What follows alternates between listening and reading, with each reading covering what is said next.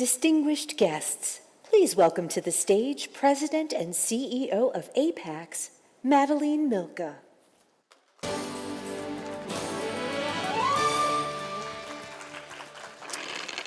Good morning, everyone. I am Madalene Mielke, President and CEO of APAICS, the Asian Pacific American Institute for Congressional Studies, and I am thrilled to welcome you to our annual APAICS Legislative Leadership Summit, which kicks off AA and NHPI Heritage Month activities for us. I'd like to thank our summit co-chairs, Congresswoman Doris Matsui and Congresswoman Pramila Jayapal, for their support in making the summit a success. This convening is important because public policy touches us all. The summit is an opportunity to bring together nonprofit and corporate leaders, subject matter experts, as well as local, state, and federal elected officials to share their insights and expertise on some of the most pressing issues facing the AA and NHPI community and the nation at large. With panels on mental health, diversity in entertainment, small businesses, AI, and healthcare, it provides a platform for us to learn from one another and to identify ways to improve the lives of all Americans. We are also pleased to announce that Vice President Harris is participating in our summit this year in a moderated discussion with comedian and actor Jimmy O. Yang after our morning panel discussion, a special event that we hope you will find informative and inspirational. I'd also like to extend my sincere thanks to our presenting partners, Amazon and Johnson & Johnson, as well as all of our special guest speakers, panelists, and moderators.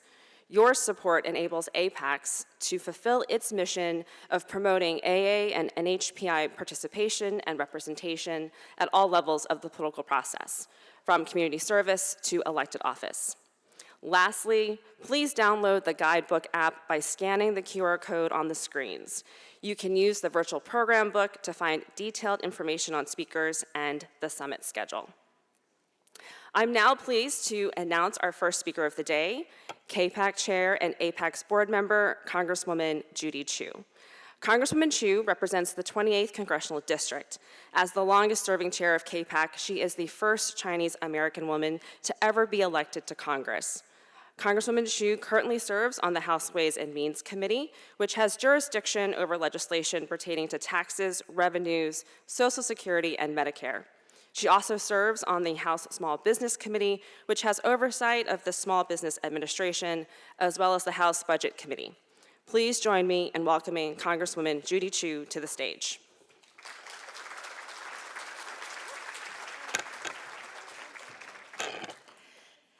Good morning, everyone, and happy AANHPI Heritage Month. I'm Congressmember Judy Chu, Chair of the Congressional Asian Pacific American Caucus, or what we call KPAC. As we continue to celebrate the diverse heritage and cultures of Asian Americans, Native Hawaiian, and Pacific Islander communities, not just in May, but all year round, I am thrilled to join you today to APAC's Legislative Leadership Summit. Let me thank two of our KPAC members. They are executive board members, Congress members Doris Matsui and Congresswoman Pramila Jayapal, for serving as honorary co-chairs of this important event. Both of these members are integral to KPAC's work in advocating for our communities, and they have been long-standing champions for all AA and HPI issues within the halls of Congress. And I want to express my appreciation to APAC's dedicated board members and staff, especially to your fearless board chair, Susan Jin Davis, and your incredible president and CEO, Madalene Mielke. I was thrilled when APACS first began the tradition of hosting this summit a few years ago to bring together subject matter experts.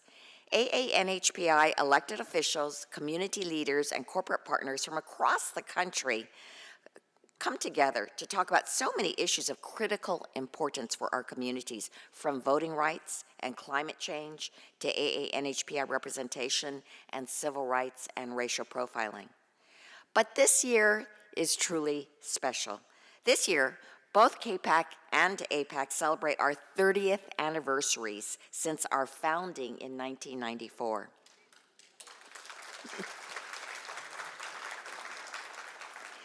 So it's especially meaningful to come together and discuss how our communities are affected and how we are advocating for ourselves.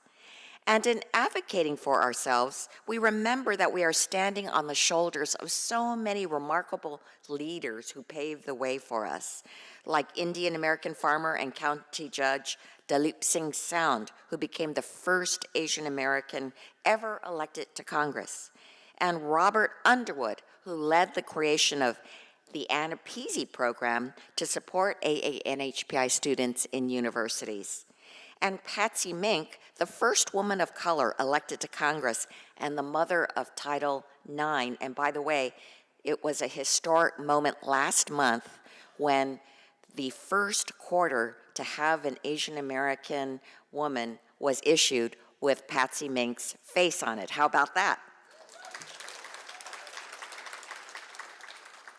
Or how about Danny Akaka, the first Native Hawaiian to serve in the U.S. Senate, who fought to protect the language, culture, and traditions of indigenous people. And of course, Norm Mineta, the first Asian American cabinet secretary and one of the co-founders of APAICS and KPAC, along with Robert Underwood. These extraordinary trailblazers highlight how AANHPI history is truly American history, and that our cultures, experiences, and legacies are deeply woven into the fabric of our nation. And our community's political power has grown immensely since KPAC's inception 30 years ago.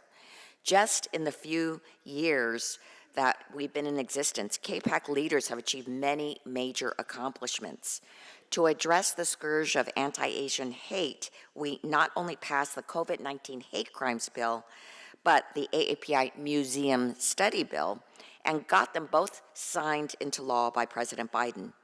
We pushed back against the racial profiling of Chinese scientists and ended the China Initiative, a Trump-era Department of Justice program that was targeting Chinese researchers. And just this year, we successfully stopped Republican efforts to revive it.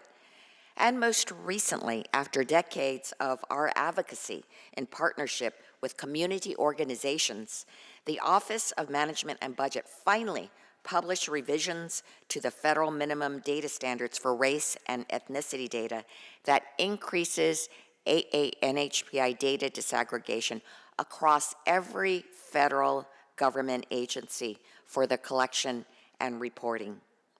So I can tell you, our members will always use our seat at the table to push for the rights and needs of our communities. With so many diverse issues that are critical to AANHPIs, we must continue to claim our space and to bring more and more seats to the table. So as we honor KPAC and APAC's 30th anniversaries this year, we must recommit ourselves to fighting for the AANHPI community in the next 30, 40, 50 years and beyond. So thank you to APAICS and Madalene for inviting me to join you this morning and to help kick off this exciting convening. Congratulations on another wonderful Legislative Leadership Summit, and happy AANHPI Heritage Month.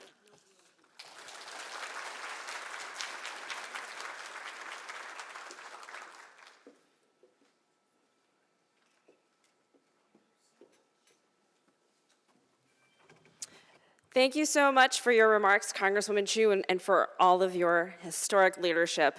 Our opening panel today is Our Community, Our Leaders, Our Legacy, AA and NHPI Contributions to Public Service. This panel reflects the theme of our AA and NHPI Heritage Month celebrations this week by discussing AA and NHPI contributions to public service and the legacy that our leaders have left for our community. It's my honor to introduce our moderator, APAICS Board Chair, Susan Jin Davis. Susan has 30 years of experience in the telecommunications, media, entertainment, and technology industries. She currently serves as Social Impact Officer for Al Roker Entertainment, a leading producer of TV, digital, branded programming, and entertainment after many years of service at Comcast. Let's welcome Susan and our panelists to the stage.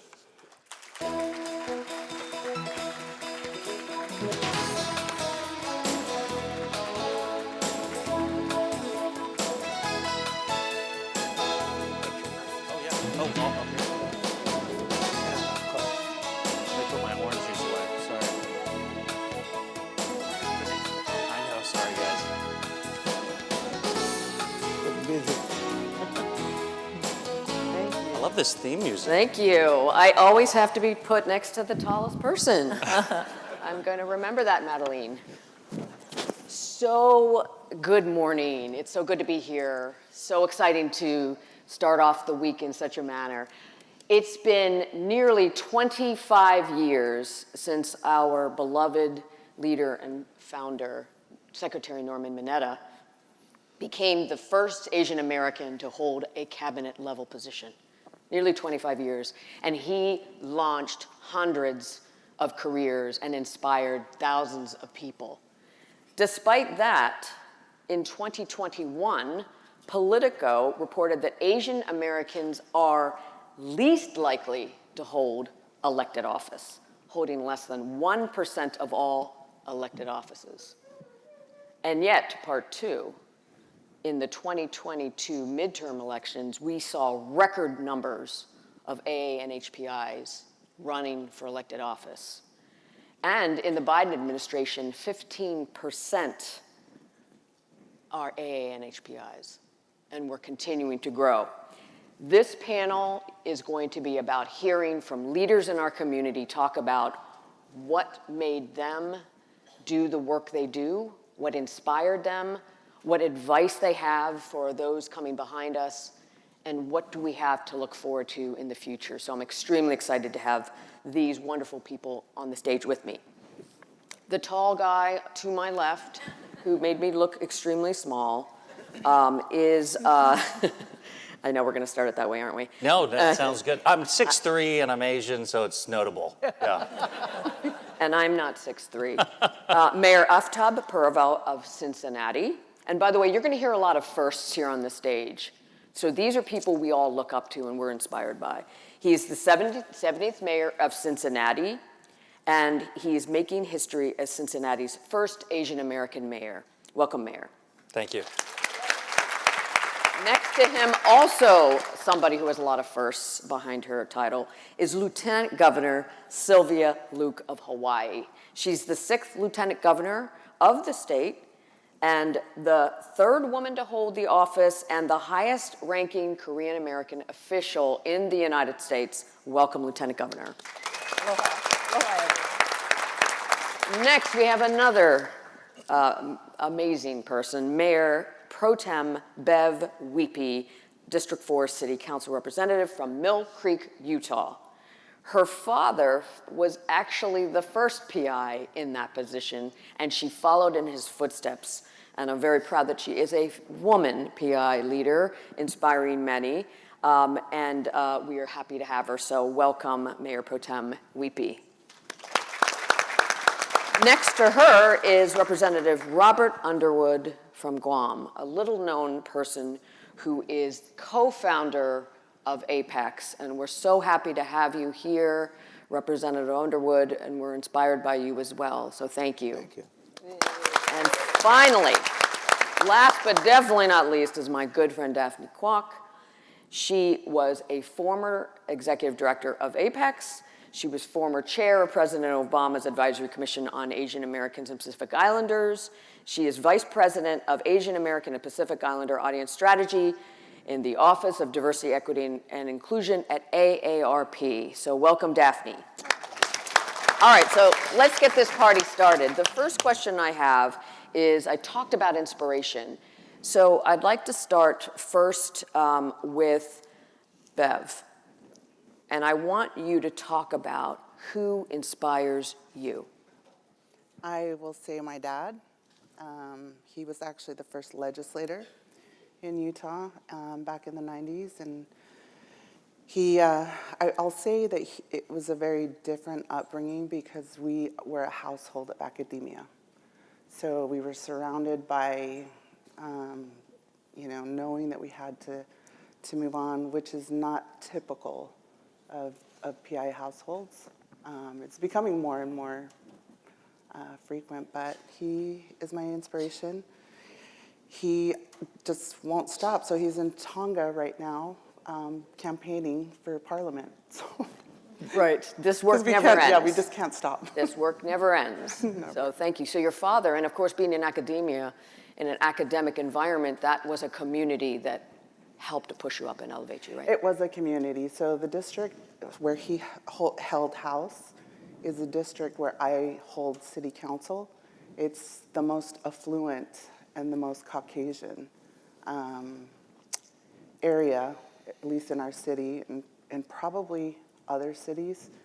So we don't look like the people that we represent or he represented and who I represent. So it's right now it's making sure I don't lose the seat at the table. Well, thank you, and we support you on that. And again, when we see people like us in positions of power, that is one way we get inspired. Now, Daphne, you have been a mentor to many and an inspiration yourself to many. I'd like to know who inspires you, and if you can also answer the question of what can we do to foster the pipeline of next generation AA and HPI leaders so that they follow in our footsteps? Well, thank you, Susan, and thank you to everyone that's here today. It's great to come back to APAICS, where Robert and I have been involved with since day one.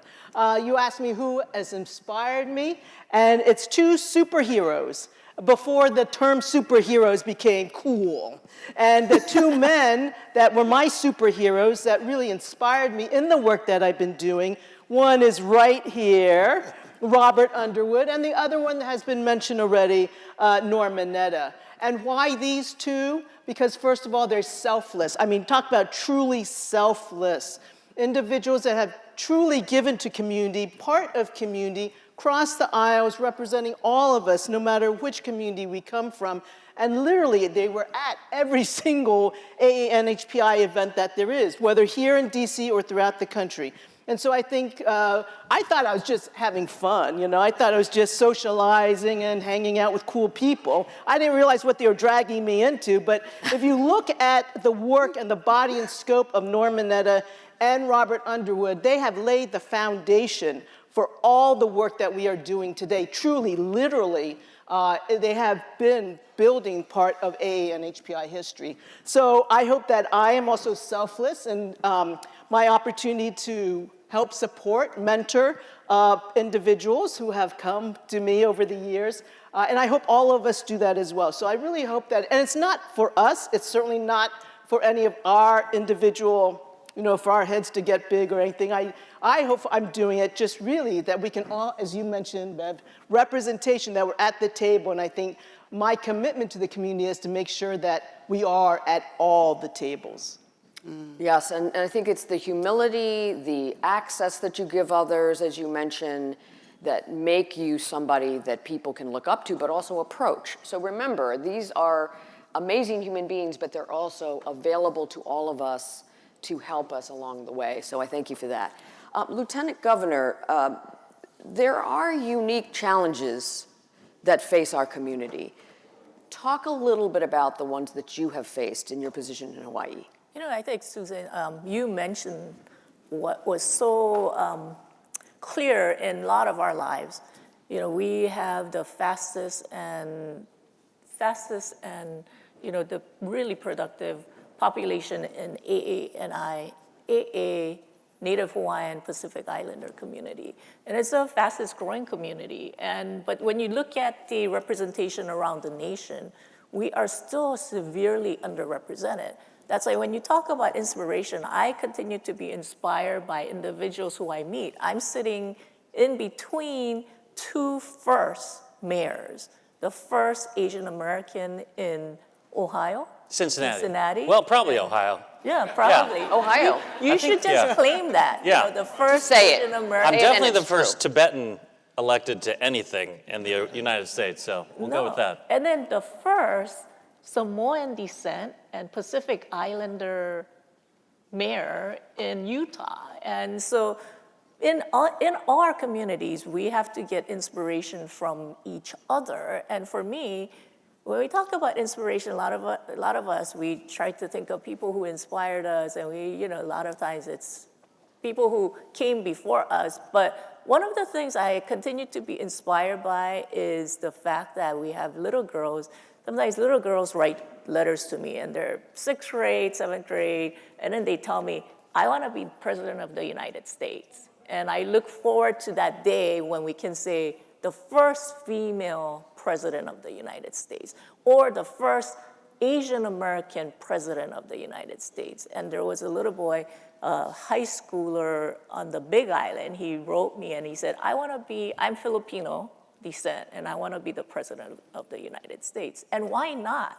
But we all have to take that responsibility and encourage others and say that is a possibility, because you're seeing it right here. You're seeing it with Pacific Islander, the first Pacific Islander in Utah, the first Asian American and of Tibetan descent. And it is a possibility, and the challenges are something that we create within ourselves, because we think, a lot of times, we think maybe we're not good enough, and maybe it's too much of a challenge, but you draw inspiration from people who are sitting in this very room and each other, because sometimes it is about seeing that individual and seeing that if it's possible for them, it is possible for me, and just take that chance. So you talked about the fact, Lieutenant Governor, there's a lot of us who are being watched, and many of you all of you in the audience are being watched every day, and you don't even know it, how much you're inspiring others around you, right? And so, Mayor, what I want to ask you is, as the first of many things, there's a lot of pressure and there's a burden to be able to represent in like the best way possible. I mean, there's that pressure. So talk a little bit about, because to the audience here, what fortified you, what motivated you to want to be the first, and now that you are the first, to be able to perform in the best way possible as the first. Yeah, and first of all, thank you all so much for having me back to APAICS. It's always wonderful to be with Asians. In my city, there's only 2% AAPI, unfortunately, which is a massive problem, so it's always nice to be out here at APAICS and commune with our community. Look, I didn't set out to be the first, right? I didn't look at Cincinnati's history and look for AAPI surnames. I didn't know that I was running to be the first. And in fact, the local media, nor I, was really aware of that until election night. I got elected. The same night I was elected, Bruce Harrell of Seattle was elected. Mayor Wu of Boston was elected. And so CNN, MSNBC, The Times all did these stories about Asian Americans winning executive positions because despite the fact that it's just 1% nationally, it's even fewer AAPIs in executive positions, whether that's mayor or governor or obviously president. And that night really made history. So I didn't seek out to be the first, but I did seek out to serve. And when you grow up, so I'm sure I've told my story to many of you, but I'm half Tibetan, half Punjabi Indian. My parents met in Delhi and immigrated, of all places, to Beaver Creek, Ohio. Yes, that always, even when I don't try to tell it as a joke, it gets a laugh. It's a mystery. The whole damn family was lactose intolerant, and they decided to come to the cheese capital of the world. Anyway, so they get here, and they kind of make their way, and they're always working immigrant families. My parents were just always working, and quality time with my dad was watching Peter Jennings in the ABC Nightly News, and through that just half hour, I was spending time with my dad, but even as a young child, I was getting interested in current events and politics and international issues. And so almost by osmosis, I kind of started down that path. I was in student council. I've been a try-hard my whole life. Student council, and then student government, and then running for office. But you just said it. Until you see it, you can't believe it. And I didn't, as a half Tibetan, half Indian, never saw anyone who looked like me in those kinds of leadership positions. And so even though I was passionate about it, I never thought it could be a reality until President Obama, who really inspired me. And obviously, President Obama is historic for a lot of reasons. First and foremost, our first black president, but I really see him as our first president with an ethnic name. And he really proved to me that no matter what your name is or where you're from or what accents you have, if you work hard, if you really want to intentionally lift up your community, you can find an electorate and you can serve. And so in 2016, I decided to run for my first race and ultimately was successful and then just kind of kept moving my way up. Well, you know, I want to be really clear with the audience that whether you're an immigrant, you're a child of immigrant, you're a person of color, the bottom line is that you actually have the grit and the resilience in you without even knowing it, before you even come into a room. And I think we need to all remember that and tap into our heritage and our ancestry and our lived experience and know that that automatically creates leadership in us. So I appreciate your point of view on that. Yeah. So let's move on to sort of what are the critical issues facing our community? Because I think that if we're going to enter public service, we need to know what we need to face and what we need to address, right? So let's start with you, Bev, and talk about what are the issues that are really keeping you up at night in your job or in general, and talk to us. Yeah, I wouldn't necessarily, I'm going to put it around the AAPI, context. Yes, please. Just because in my district, there aren't any. There are probably maybe a handful. So, we're a city of 65,000. So not as imperative. But I will tell you, we have in Utah right now 4 PIs who are running for the state legislature. 3 Democrats, 1 Republican. And I think the hardest thing right now, because it's so, the political parties are divisive, is that we need to support all of them, right? For us in our community, it is getting out the vote. It is supporting, regardless of your party or not, donate, go knock on doors. We don't have the seats at the table yet. And these are 4 different races that we could have in the legislature, which we haven't had since my dad in the 90s, right?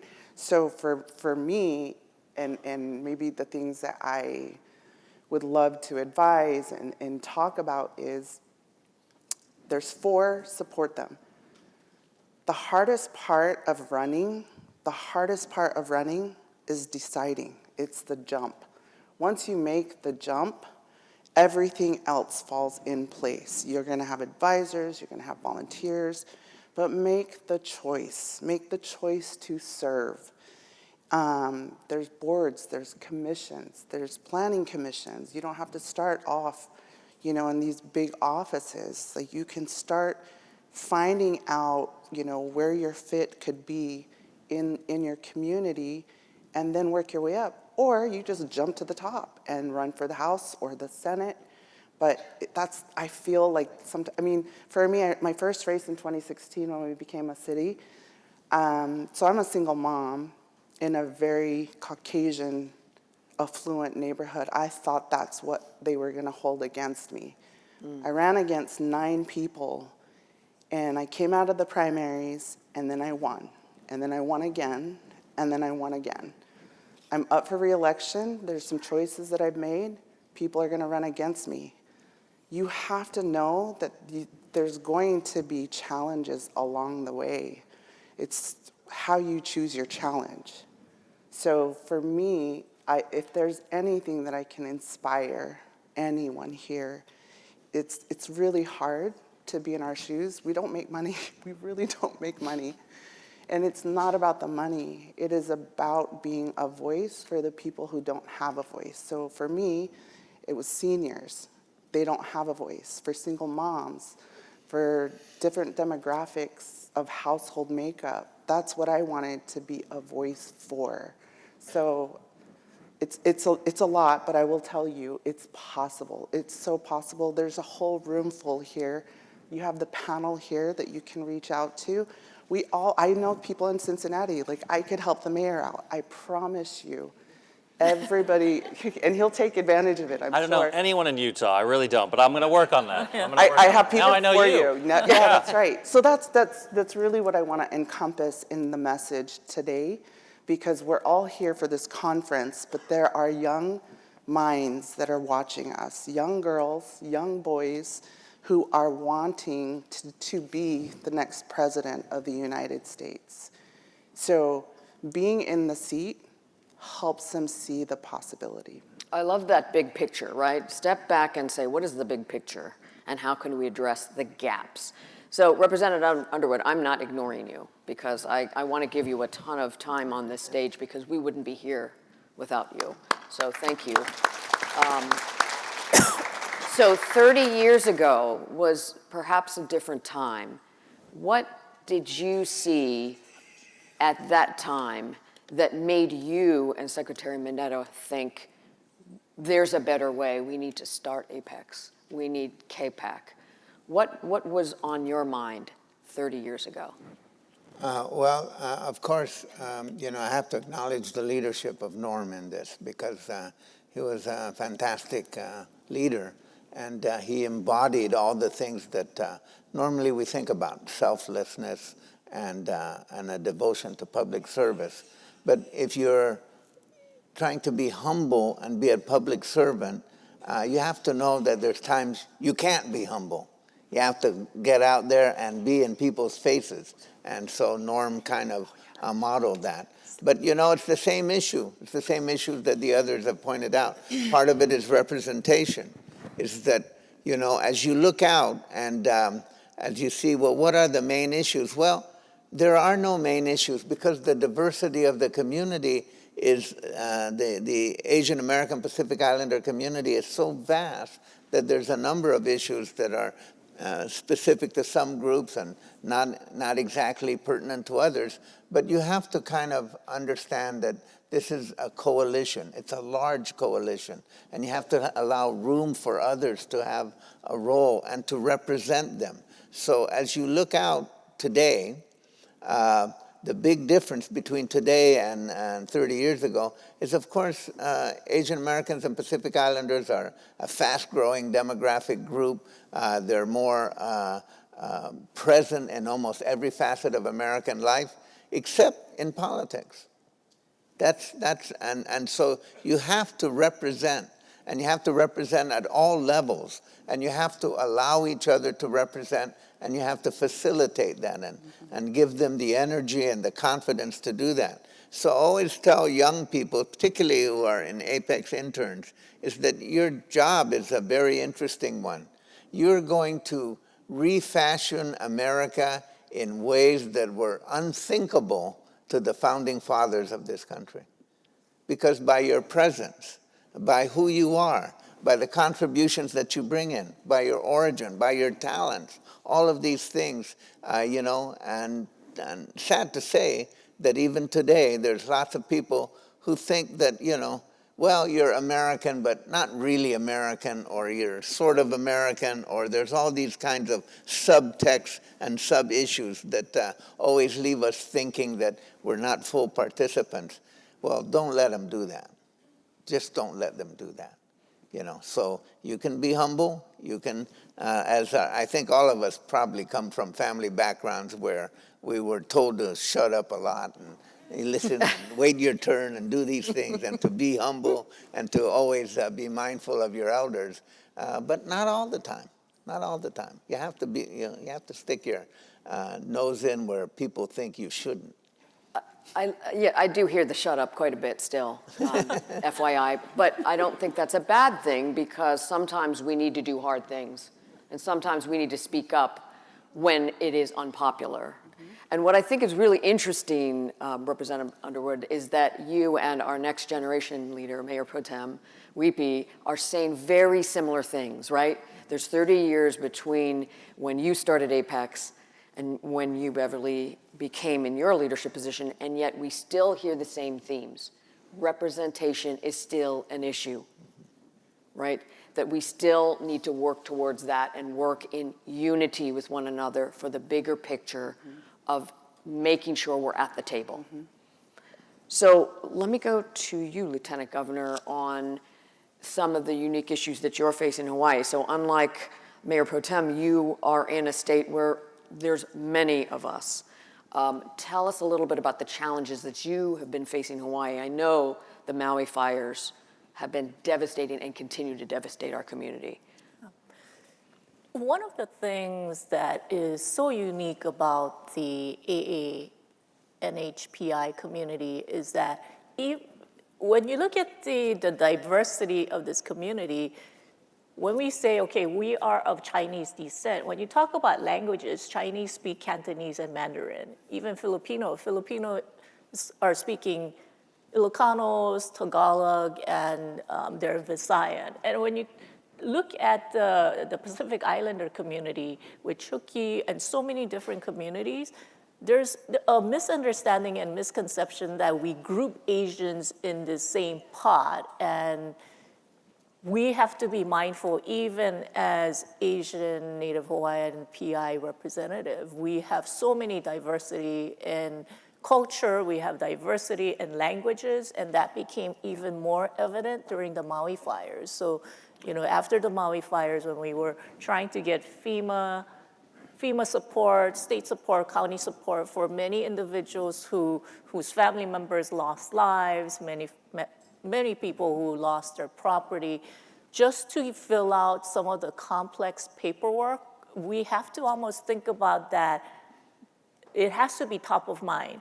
How do we communicate with individuals who need our services? And language barrier continues to be a big issue for our community. When we look at our immigration goes back to about 125 years.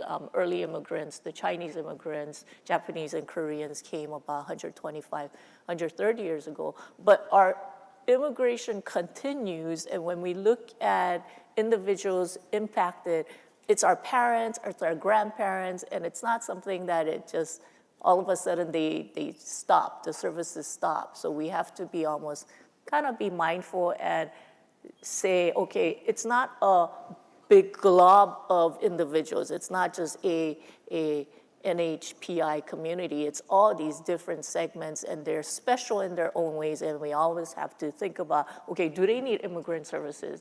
Okay, are they not being represented? And we'll always be mindful of, okay, when is the next census so that individuals, Vietnamese community, Thai community, how are they represented, and make sure that they're all counted. That's a really good point, because we're not monolithic, and people tend to wide swath us. Like the model minority myth is exactly that issue, which is very dangerous for so many reasons. So let me ask you a question that you were not prepared to answer, because that is what I do. And that is the question that I'm often asked by. Is this mine? Yeah. Did we have the question? Yeah, it's beforehand? definitely, no, Okay. you didn't. You did not. You're not prepared for Okay. this. Good. But it's really an important one. I get often asked by younger leaders, how can we be our authentic self when the world we live in is not open to us, not allowing us to be who we are, and where we're not in places where we belong or inclusive spaces? And I'm just going to throw it out there, because if you really don't want to answer it, that's fine. But it's a question I often get, and I think that as we ask our leaders to be out there in front, Representative Underwood, just go out and do it, we also need to understand what can we do to help those in leadership be themselves. I have strong feelings about this, let's actually. start with you. I will start, if you don't mind. Look, we often talk about the 1%, only 1% in politics, and, sometimes I just want to say, yeah, because it's fucking hard, right? Like, it's really hard. Swear jar. Yeah, it's like in order to run for office in this day and age, you have to put yourself up and invite character assassination. You have to work your tail off talking to people who don't want to talk to you. You have to raise money for offices that no one cares about. And if you're Asian and you don't live in a Asian largely centric community, you're often in rooms where you don't look like anybody, where you don't have that shared experience. I mean, I'm half Indian, half Tibetan.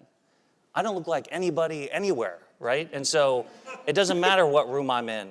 None of you guys look like me. And so, and we don't have shared experiences. I was born in Beaver Creek, Ohio. The fact that my name is Aftab and not Aftab is because I've been surrounded by white people my entire life. So there are all these unique challenges that face not just young people getting into politics, but specifically Asian Americans getting into politics. We've talked about the model minority. We've talked about the forever forever foreigner. But how that manifests in politics is that you're expected to excel and not make mistakes. You have to be perfect. And on top of that, you have to just be grateful to be in this country. And so you can't speak up and criticize and lead. Every single race that I have been in, from junior high student council to Ohio State student government president to actual races, I have experienced overt racism. And no one said a word. So it's hard, right? Because politics is all about empathy. Can you manufacture empathy with this stranger in under a minute? Can you do it? If you meet someone at a church festival, if you're talking to someone when you're knocking on their door, can you create chemistry and empathy out of thin air? That is very difficult. And it's even more difficult if you don't look like that person. It's even more difficult if you don't sound like that person. It's even more difficult if that person can't pronounce your name, because of course they're going to say, this person standing in front of me has no idea what I've been through. How can they possibly represent me?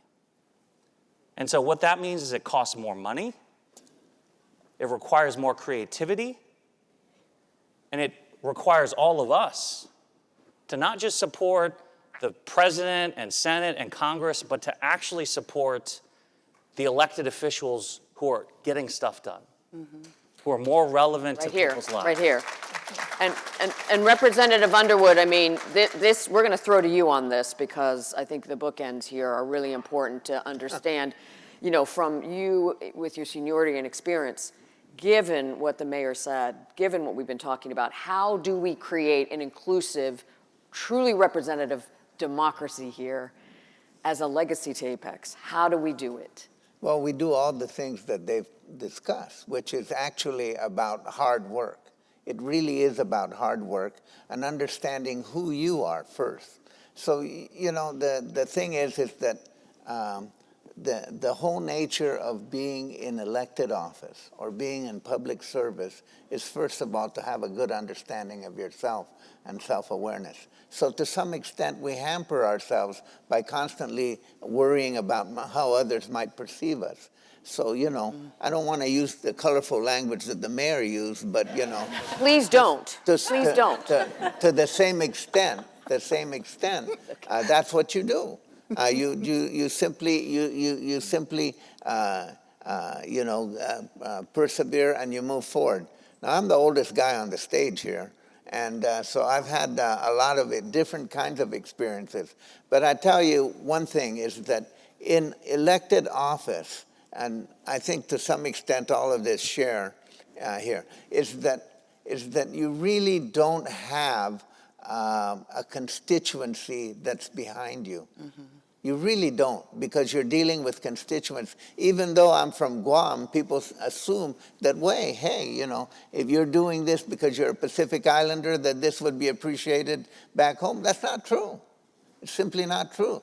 That when you're involved in trying to take on national, Asian, American, Pacific Islander issues, it's not necessarily a winner even in your own political office.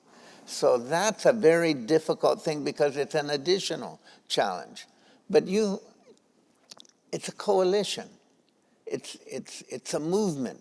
It's something that is magical. If you don't feel that, I hope you feel it through APAICS. I hope you feel it through all the, literally dozens of organizations now, national organizations here, which 30 years ago, there weren't any. They didn't exist. There weren't any. That's right. So now we have dozens of organizations, but you tap into that, you understand the coalition of interests, you look out for people. We're going to help the mayor here in Utah, and the mayor in Cincinnati, and the lieutenant governor in Hawaii.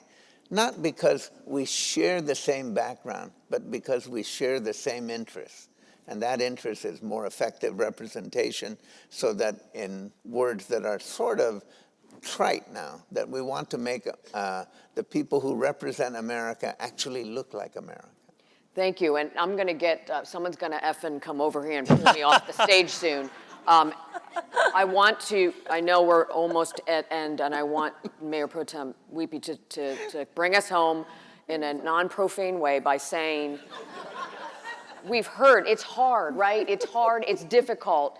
There are barriers, there is bias, there's discrimination, but we should do this work. So bring us home in the last couple seconds by saying, what do we need to do together as a community to have this happen to us? How do we do better? Honestly, I feel... Positive. 100% positive.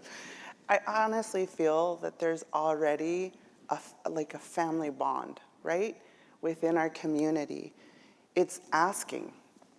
I mean, it's so hard for a single mom to ask for help. It's hard for you to ask for help. It's hard for everyone here to ask for help. But there's some kind of motivation that brings you here to bond, to network. We're all here together. We are all here together. Another motivation for me is my son, right? He motivated me to give back to my community. So you're here for a purpose. You are truly here for a purpose. We are all here for you. Whatever that pathway looks for you, whether it's just starting off small or jumping big, we're all here. I see one friend here from Utah, which is amazing. But she's working her way through whatever community service looks like. Find the values, the true values that want you to connect to your community, whether it's in my neighborhood or whether it's in the AAPI community. So I'm going to wrap now because I'm in so much trouble. You're going to get the hook. But let me just wrap on this note. Number one, this is hard work. So just know that. No. But you have an entire community behind you, whether it is NHPI community, but it's also the greater community. We need to know how to work with other communities of color and other leaders of color and other advocates and allies as well. Servant leadership is another thing that we heard today. Be ready to be the servant leader, which is serving our community, serving others. Be humble and remember who you are and from where you came, and remember the shoulders that you stood on to get where you have gotten to. So I want us all to thank the panelists, and you can talk to them afterwards as well. It has been an absolute pleasure, and we honor you today. Thank you very much. Great job, guys.